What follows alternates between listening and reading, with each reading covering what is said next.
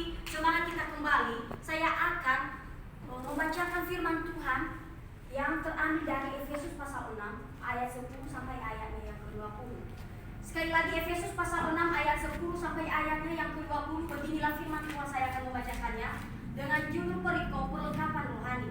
Akhirnya, hendaklah kamu kuat di dalam Tuhan, di dalam kekuatan kuasanya.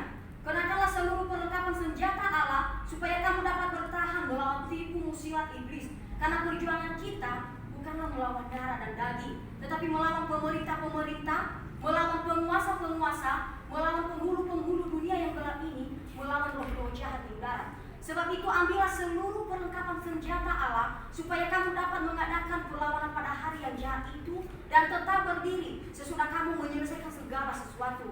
Jadi berdirilah tegak, berikat pinggangkan kebenaran, dan berbaju zirahkan keadilan. Kakimu berkasutkan kerelaan untuk memberitakan Injil damai sejahtera. Dalam segala keadaan pergunakanlah perisai iman, sebab dengan perisai itu kamu akan dapat memadamkan semua panah api dari si jahat. Dan terimalah ketopong keselamatan dan pedang roh, yaitu firman Allah, dalam segala doa dan permohonan.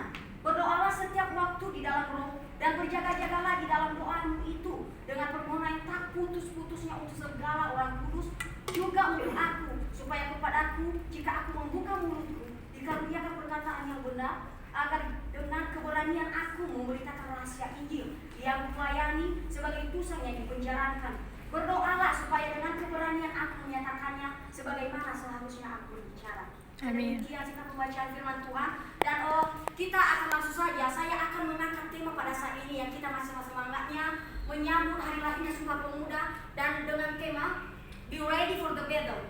Sekali lagi tema Be Ready for the Battle, artinya bersiaplah untuk pertempuran. Sekali lagi, bersiaplah untuk pertempuran. Sebenarnya kata-kata bersiap dan bertempur, bersiap itu artinya mau tidak mau kita harus bisa bersiap.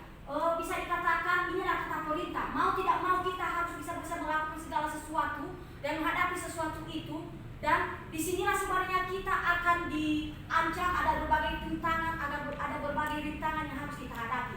Nah, sedangkan pertempuran, KBBI atau Kamus Besar Bahasa Indonesia, kata verbalnya adalah perang, atau kata sederhananya adalah berkelahi.